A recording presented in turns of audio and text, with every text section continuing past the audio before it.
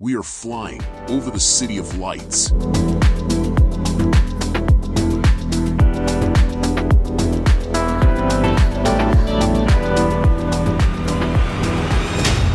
एकदम से यहाँ पे सन्नाटा महसूस होगा क्योंकि आपको तो यहाँ लोग ही देखने को नहीं मिलेंगे। तो जब आप अपने देश से बाहर आते हो और अपने देश के ऐसे महान व्यक्तियों का स्टैचू देखते हो ना, तो एक दिल को अंदर से खुशी मिलती है। हाथी साउथ इंडिया में बहुत ज़्यादा फेमस है। थोड़ा थोड़ा फील तो आना शुरू हो गया है लिटिल इंडिया का।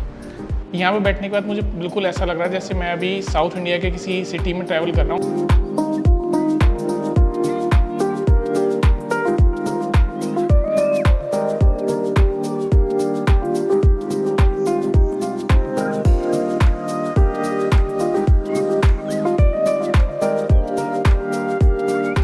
Welcome to Malaysia.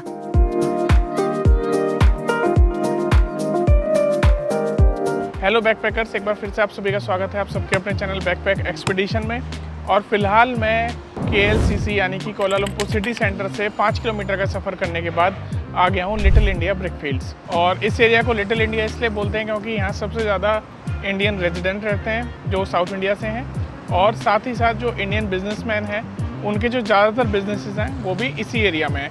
बाकी ब्रिकफील्ड्स के पीछे क्या कहानी है मैं पूरा ब्रिकफील्ड्स आपको घुमाऊंगा, लेकिन सबसे पहले मैंने अभी तक ब्रेकफास्ट नहीं किया है। और इस एरिया में जैसा मैंने आपको बताया ये है लिटिल इंडिया, तो यहाँ पे काफ़ी सारे वेजिटेरियन फूड ऑप्शंस आपको अवेलेबल होंगे, साउथ इंडियन ऑप्शंस आपको मिल जाएंगे। तो पहले कोई अच्छा सा रेस्टोरेंट देख के वहाँ जाके ब्रेकफास्ट करता हूँ और फिर आपको लिटिल इंडिया घुमाता हूँ।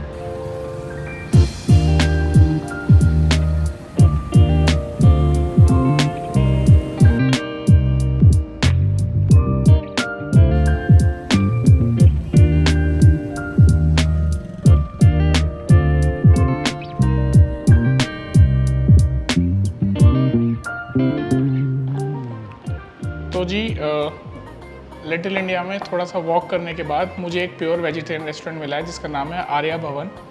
और यहाँ पे जो मुझे अभी तक पता चला है कि सिर्फ 2 प्योर वेज रेस्टोरेंट हैं। तो फ़िलहाल मैंने यहाँ पे ऑर्डर कर लिया अपने लिए एक कॉफ़ी, फ़िल्टर कॉफ़ी, जो साउथ इंडिया अपने आप में डोमिनेट करता है इस चीज़ में, फ़िल्टर कॉफ़ीज़ में।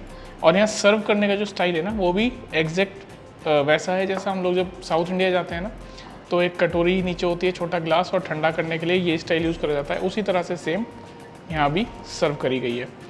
अभी जब मैं यहाँ बैठा हूँ ना रेस्टोरेंट में, तो मेरे को 1% भी महसूस नहीं हो रहा कि मैं इंडिया में नहीं हूँ। यहाँ की पेंटिंग्स, यहाँ की ऑरा, यहाँ का वाइब जो है वो बिल्कुल ऐसा लग रहा है जैसे मैं अभी साउथ इंडिया के किसी सिटी में ट्रैवल कर रहा हूँ और वहीं पर जाके ब्रेकफास्ट के लिए बैठा हूँ। फ़िलहाल एक बार मैं फ़िल्टर कॉफ़ी टेस्ट करता हूँ और बताता हूँ कि क्या टेस्ट में भी वही ऑथेंटिसिटी है जो देखने में साउथ इंडिया की ऑथेंटिसिटी लग रही है।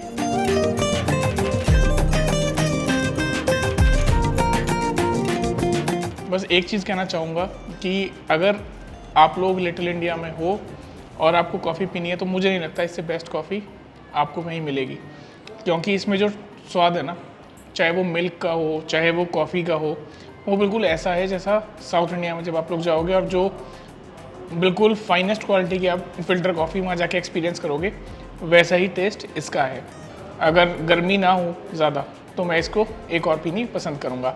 बाकी मैंने अपने लिए भी एक परोठा का ऑर्डर दिया है, जो साउथ इंडियन परोठा होता है, वो कुरमा और सांभर के साथ सर्व किया जाता है। वो जब आ जाएगा तब मैं उसका रिव्यू आपको दूँगा, लेकिन तब तक के लिए मैं फ़िलहाल अपनी कॉफ़ी को एंजॉय करता हूँ।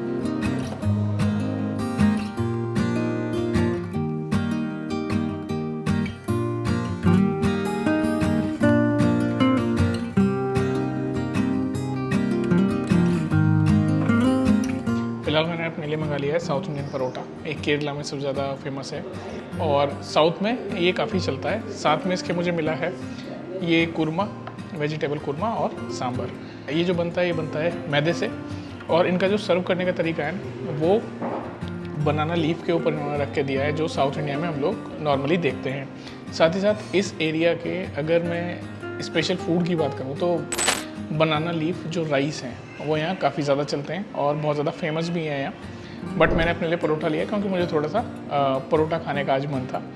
साथ ही साथ इसकी लोकेशन अगर मैं बताऊँ तो इसके जस्ट 20 मीटर पहले ही आपको स्वामी विवेकानंद का आश्रम मिलेगा।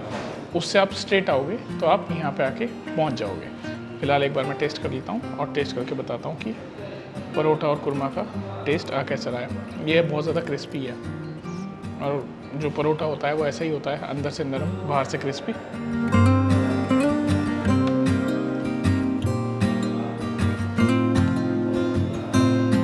परोठा में जो ऑयल है ना उसकी क्वांटिटी बहुत कम है, ये बहुत अच्छी चीज़ मेरे को लगी।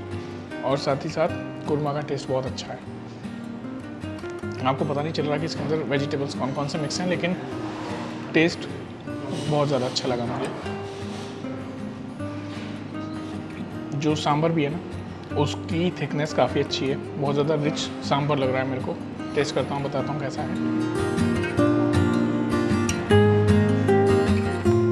वेजिटेबल्स को काफ़ी अच्छे से मैश कर दिया इसमें, और साथ ही साथ जैसे इडली के साथ या डोसे के साथ आप इस सांभर को खाते हो तो काफ़ी अच्छा आपको कॉम्बिनेशन बनेगा। फ़िलहाल इस पूरे की जो मेरे को कॉस्ट पड़ी है वो है 5 रिंगिट, लगभग 90 रुपये। तो काफ़ी ज़्यादा अच्छा मेरे हिसाब से वैल्यू फॉर मनी कॉम्बो है। आप लोग अगर इस एरिया में हो तो इस रेस्टोरेंट को आके ट्राई ज़रूर कर सकते हो। बस मैं खाना फिनिश करता हूँ और उसके बाद आप लोगों को लिटिल इंडिया घुमाता हूँ, तब आपको दोबारा ज्वाइन करूँगा।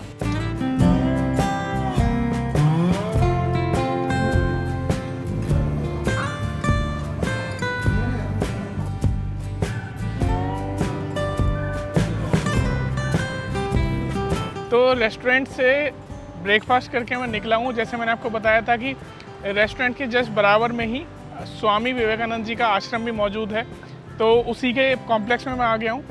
और यहीं मेरे सामने जो स्टैचू लगी हुई है ये स्वामी विवेकानंद जी का स्टैचू है, और उसे यहाँ सितंबर 1993 में लगाया गया था।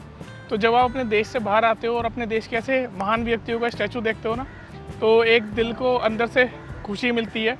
और यहाँ पे एक रोड भी है जो विवेकानंद जी के नाम पे डेडिकेटेड है, उसका नाम है जलन, स्वामी विवेकानंद।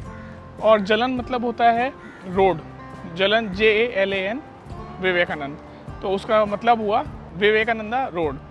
एक बार यहाँ से अंदर की तरफ जाके देखता हूँ, क्योंकि इस वाले गेट पे तो अभी लॉक है। अंदर जाके देखता हूँ कि अंदर देखने को क्या क्या मिलेगा और क्या क्या टीचिंग्स हैं स्वामी विवेकानंद जी की जो हम यहाँ पे देख सकते हैं। तो एक बार मैं चलता हूँ ज़रा अंदर की तरफ और देखता हूँ अंदर मुझे जाने को मिलेगा या नहीं मिलेगा। अगर मिलेगा तो आपको विवेकानंद जी का आश्रम भी घुमाऊँगा और साथ ही साथ बचा हुआ लिटिल इंडिया भी घुमाऊँगा।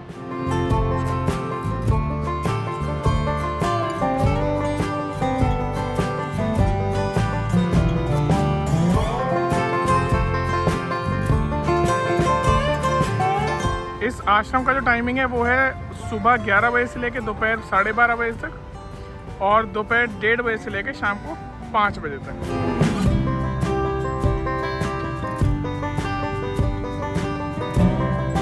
अब मैं चल रहा हूँ लिटिल इंडिया की तरफ, और मेरे सामने यानी कि कैमरे की बैक साइड में है लिटिल इंडिया का एंट्रेंस। वो मैं आपको दिखाता हूँ कैसा है। ये देखो, ये यहाँ पे बोलते हैं कि रात को लाइटिंग बहुत अच्छी होती है, लेकिन अगर मैं यहाँ रात को आता तो बाकी चीज़ें नहीं कर सकता था, इसलिए मैं दिन में आ गया। देखने में तो ऐसे ही लग रहा है जैसे आप किसी इंडिया की क्रॉसिंग पे खड़े हो। छोटी छोटी लेन्स ऐसी बनाई हुई हैं इन्होंने चलने के लिए पैदल, जो पूरे ही मलेशिया में आपको देखने के लिए मिल जाएंगी, लेकिन यहाँ पे थोड़ी सी डेकोरेशन जो है वो इंडियन स्टाइल में है। चलो चलते हैं आगे की और देखते हैं क्या क्या देखने को मिलता है। ये बीचों बीच देखो एक हाथी की स्टैचू लगी हुई है, और हाथी साउथ इंडिया में बहुत ज़्यादा फेमस है, तो थोड़ा थोड़ा फील तो आना शुरू हो गया है लिटिल इंडिया का। और यहाँ पे काफ़ी सारी शॉप्स हैं साड़ीज़ की, इंडियन ग्रॉसरीज़ की, और ज्वेलर्स हैं इंडियन, जहाँ पे आपको इंडियन स्टाइल की ज्वेलरी देखने के लिए मिल जाएगी, और बहुत कुछ यहाँ इंडियन आपको देखने के लिए मिल जाएगा।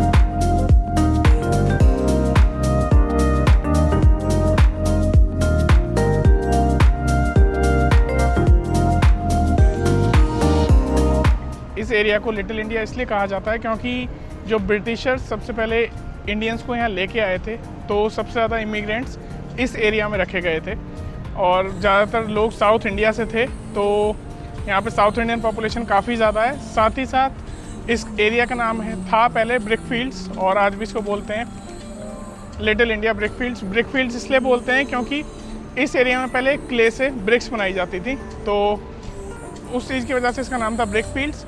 और अगर आपको इंडिया की किसी भी चीज़ की क्रेविंग हो रही है तो आप यहाँ आके शॉपिंग कर सकते हैं।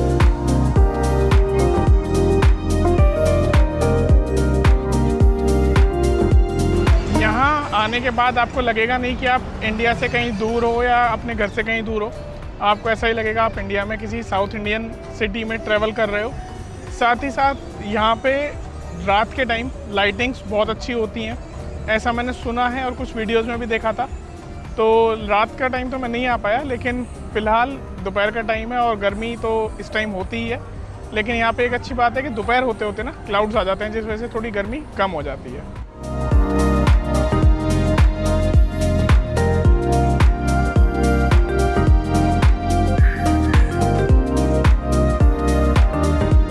तो यहाँ फूलों की मार्केट से चलते चलते मैं अभी एक काली माता के मंदिर में दर्शन करके आया हूँ।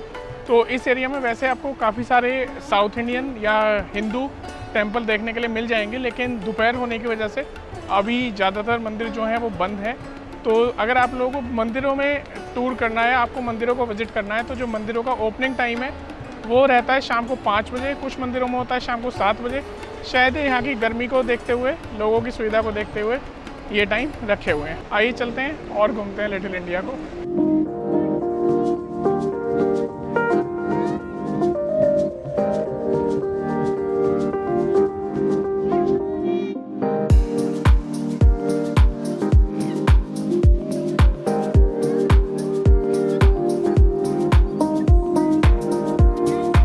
लिटिल इंडिया तो मैंने घूम लिया है और जितना कुछ दिखाने लायक था वो मैंने आपको दिखा दिया। यहाँ की मार्केट थोड़ी बहुत दिखा सका क्योंकि अंदर से शूट करना अलाउ नहीं था।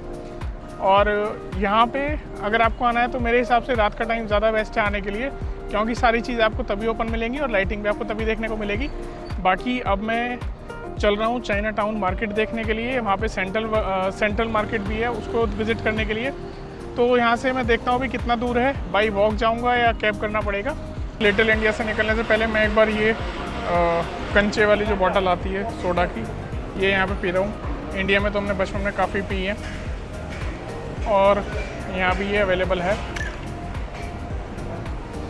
बस वेट कर रहा हूँ अपनी कैब आने का। और ये जो मैंने सोडा पिया है इसका नाम है गोली सोडा, और मुझे लगता है ये इंडिया से इंपोर्ट कर देंगे क्योंकि जो इसका टेस्ट था वो काफ़ी अच्छा लगा मुझे। मन तो है मेरा एक और पी लूँ, लेकिन पूरे दिन घूमना है तो फिर बार बार वॉशरूम ढूंढने की मेरे को रिक्वायरमेंट रहेगी, तो बेटर है और ना पीऊँ। बस 5 से 7 मिनट में कैब आने वाली है और उसके बाद मैं जाऊँगा चाइना टाउन सेंट्रल मार्केट, और जो चाइना टाउन में स्ट्रीट मार्केट है वो भी हम लोग विज़िट करेंगे।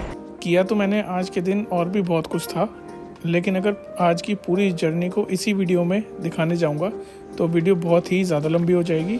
तो इसलिए मैंने सोचा है कि इस वीडियो को मैं 2 पार्ट में डिवाइड करूँगा, जिसका पार्ट 1 आपने आज देख लिया है और सेकंड पार्ट इसका आपको नेक्स्ट वीक देखने को मिलेगा।